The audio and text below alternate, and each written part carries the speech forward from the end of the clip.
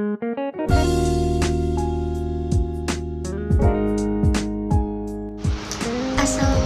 warahmatullahi wabarakatuh. Balik lagi ke channel YouTube aku, Renza Putri. Nah guys, di video kali ini aku mau cerita tentang pengalaman melahirkan secara normal aku pada waktu 5 bulan yang lalu.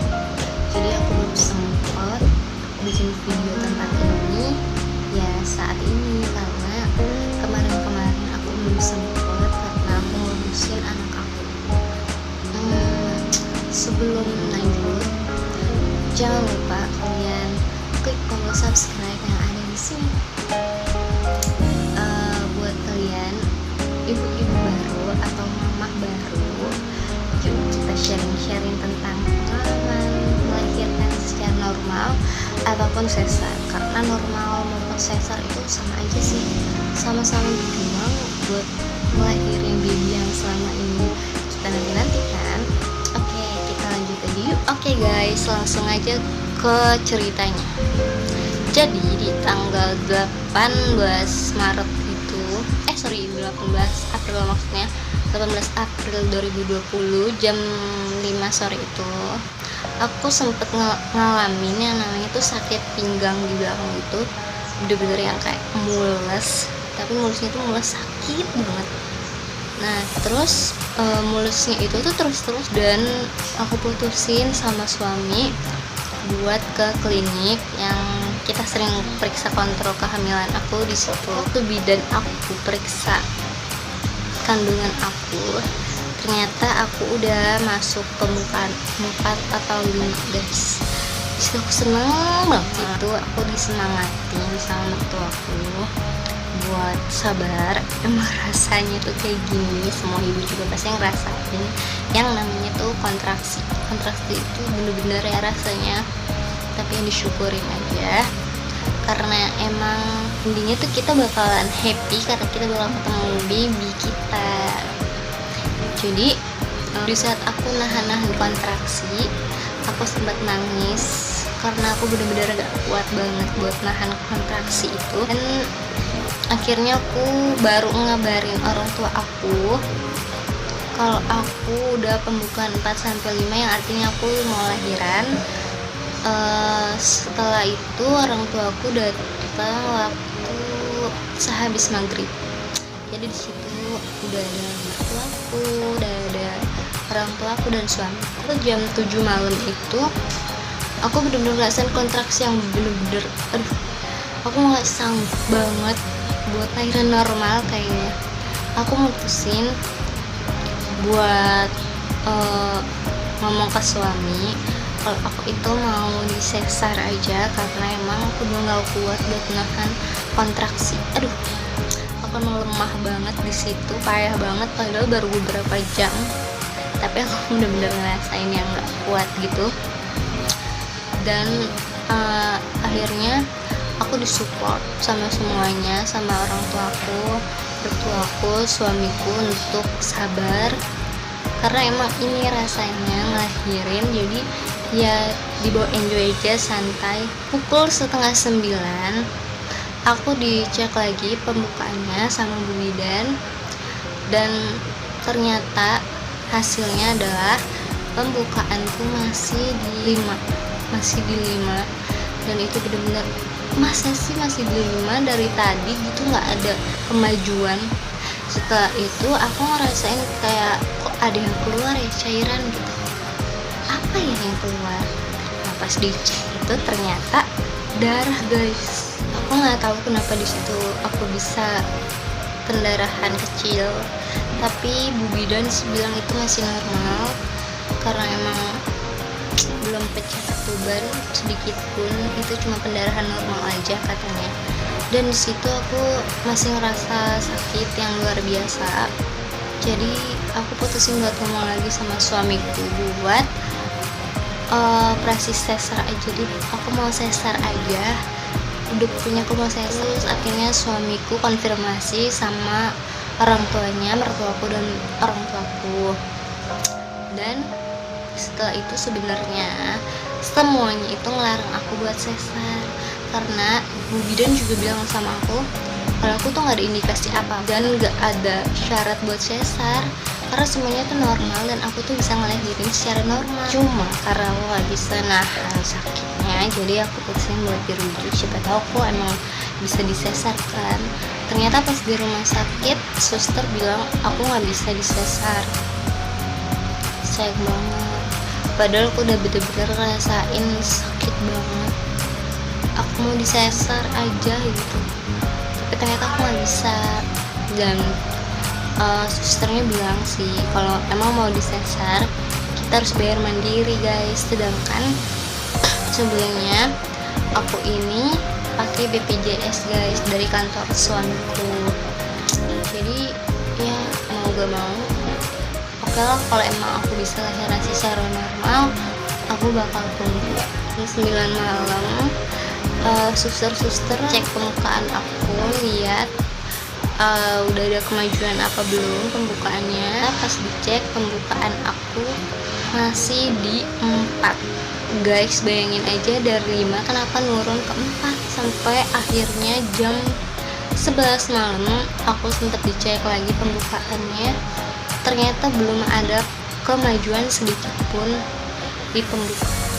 Akhirnya suster telepon dokterku yang aku pernah sesekali kontrol ke rumah sakit itu, dan dokternya bilang untuk aku diinduksi. Oke guys, bagi kalian yang udah pernah hamil yang namanya induksi saat mau persalinan itu gimana rasanya pasti kalian tahu.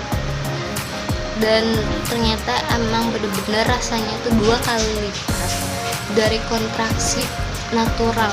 Oke, di sepanjang malam itu aku bener-bener masih ngerasain kontraksi yang luar biasa. Ini tuh bener-bener ngalahin kontraksi yang pertama.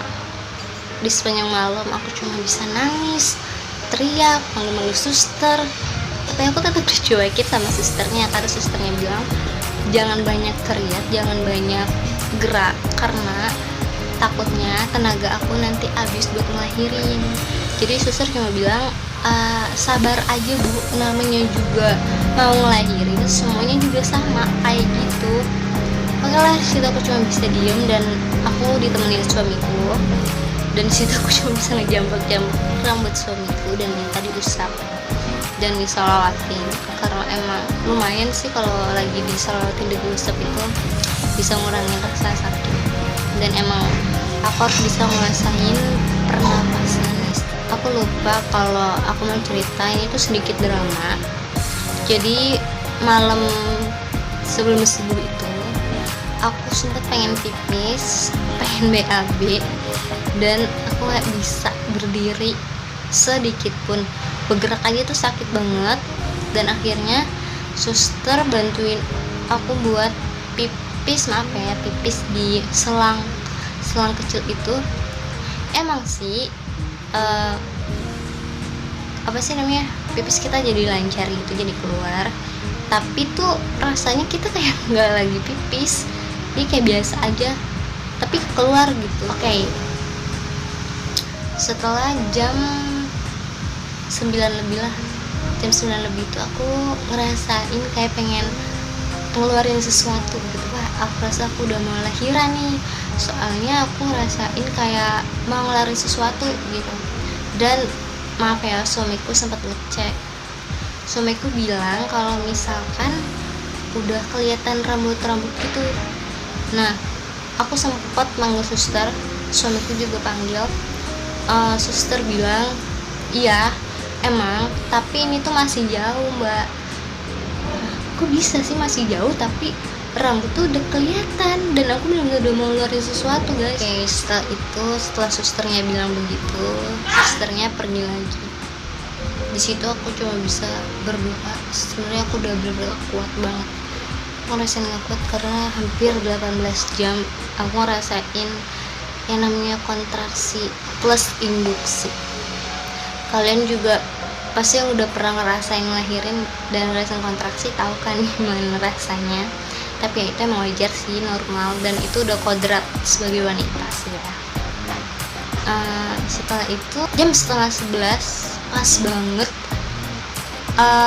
Aku coba ngeden lagi dan suamiku coba bantu aku. Bayangin guys, aku cuma berdua di ruangan itu, emang karena kondisinya juga lagi pandemi kayak gini kan. Jadi aku cuma ditemenin suami, dan suami aku benar-benar support banget. Di jam 10:30 siang itu aku ngeden. Sebenarnya aku udah coba ngeden beberapa kali, dan suamiku bilang ayo coba lagi. Dan akhirnya guys, kepala babyku tuh udah keluar sedikit, dan akhirnya suamiku teriak-teriak ke suster bilang kalau aku udah mau lahiran dan kepala babyku udah mau keluar. Si para suster itu gedebak-gedebuk gimana sih, yang dia bilang oh ya mbak, tunggu jangan dikedenin dulu, masih mau ngambil peralatan guys, dan itu belum disediain sama sekali. Emang karena menurut suster aku masih lama karena pembukaan aku tuh nggak nambah-nambah. Di situ aku sempat bingung sih, kok bisa ya kayak gitu. Oke lah, di situ aku saatnya berjuang buat ngeluarin anak pertama. Nah, setelah itu alhamdulillah persalinanku lancar, dan rasanya itu setelah keluar tuh plong banget. Rasanya tuh kayak wah, enak banget, kayak udah agak ngerasain apa sih, isi di dalam lagi, karena kan udah keluar, udah plong banget rasanya. Emang sih setelah kita ngeluarin baby kita harus ngeluarin apa ya, ari-arinya gitu ya. Kayak kita ngeluarin ari-arinya untuk kedua kalinya kita ngeden. Tapi untuk yang kedua kalinya sebenarnya nggak perlu tenaga ekstra sih, karena emang dia nggak sebesar bayi ya, karena kan cuma ari doang. Setelah babyku keluar, aku ngeliat dia tuh kayak nggak nangis.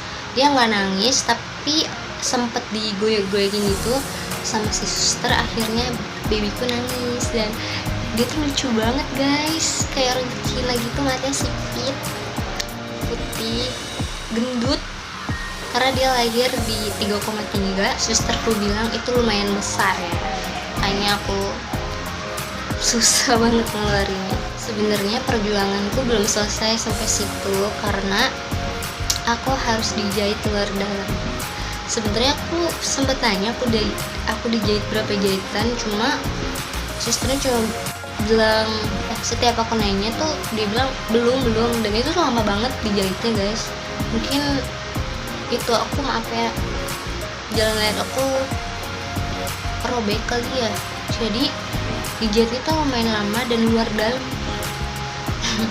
Tapi aku bahagia banget sih, bahagia banget, karena gimana pun bayi adalah anugerah dari Allah Subhanahu wa Ta'ala, dan pastinya itu adalah tujuan kita menikah, mempunyai keturunan, bisa ngejaga kita, ngurusin kita kelak ketika kita sudah tua. Sebenarnya saat itu juga aku tuh terharu banget, itu jadi kayak keingat perjuangan mama. Ternyata jadi ibu tuh gak segampang yang kita pikir gitu. Kita nyusahin mama kita gak taat, suka sesekali ngebentak, dan di situ kita sadar sih, terutama aku, ternyata perjuangan seorang ibu tuh gak cuma sekali saat ngelahirin. Karena setelah kita lahiran, di rumah pun kita berjuang buat tengah malam kita harus bangun, dan itu mungkin 5 menit sekali atau 10 menit sekali, karena kita harus nyusuin si baby. Jadi sebenarnya aku rada keribetan sih, bukan ribet sih, aku rasain kayak yang jahitan aku tuh masih berasa banget sakitnya. Itu sakit banget guys, sampai aku gak bisa gerak sedikit pun. Itu bener-bener drama banget, bener-bener lebay banget. Aku di situ kayak mau nangis, karena gimana pun aku tuh lahiran normal loh. Sebenarnya aku harus bersyukur karena aku bisa normal dibanding yang sesar. Jadi sebenarnya kalau yang sesar itu gak lebih jauh menderitanya dari kita, karena mungkin dia emang nggak ngerasain sakit sebelum persalinan, tapi setelah persalinan kesananya dia tuh yang kayak gak bisa gerak karena di perutnya tuh masih ngerasain luka. Karena aku sering banget diceritain sama ibu mertuaku, karena dia pun yang ngelahirin suamiku secara sesar, dia ngerasain seperti itu gitu. Jadi bagi kalian yang ngelahirin secara sesar, kalian gak usah bersedih guys, karena kita semua itu sama, mau lahiran normal, mau lahiran sesar, kita itu sama-sama berjuang ngeluarin bayi yang ada di dalam tubuh kita selama 9 bulan. Balik lagi cerita ke kenapa aku sedih, karena aku di situ gak bisa ngurusin bayi aku, gak bisa belajar lebih awal cara mandiin, cara makein bajunya setelah mandi, karena emang disitu aku bener-bener gak bisa gerak, sakit banget. Sampai akhirnya 40 hari berlalu aku masih ngerasain jahitannya. Aku nggak tahu ya kenapa jahitan itu aku rasain sampai 3 bulanan gitu guys. Padahal menurut cerita orang-orang lahiran normal tuh enak loh, cuma sebentar doang, abis itu kita bisa beraktivitas normal lagi. Tapi lain cerita di badan aku. Tapi aku tetap bersyukur sih, karena alhamdulillah aku sama bayiku dikasih kesehatan dan umur panjang. Aku diselamatkan dan bayiku juga alhamdulillah selamat, nggak ada satu kurang apapun. Alhamdulillahirabbil alamin banget, bersyukur sama Allah Subhanahu wa taala karena masih dikasih kepercayaan buat ngerawat, buat ngedidik. Dan buat kalian yang mau menuju persalinan, tetap semangat, tetap berdoa, jangan menyerah, jangan pesimis, jangan takut buat lahiran normal ataupun sesar, karena setelahnya kalian bakal ngerasain apa itu bahagia sesungguhnya, karena kalian bisa ngeliat baby kalian. Pokoknya segitu aja cerita pengalaman melahirkan aku secara normal. Semoga bermanfaat buat kalian, semoga informasi yang aku ceritain ke kalian itu bisa buat penyemangat buat kalian. Oke guys, pokoknya segitu aja video dari aku, semoga bermanfaat untuk kalian dan semoga bisa jadi motivasi buat kalian dan semangat buat yang mau lahiran ataupun yang sedang menunggu garis 2. Dan ini anakku Muhammad Rafasya Ali, sekarang dia udah 5 bulan. Doain buat tetap sehat dan panjang umur ya. Assalamualaikum warahmatullahi wabarakatuh. Makasih banyak udah nonton video aku sampai habis.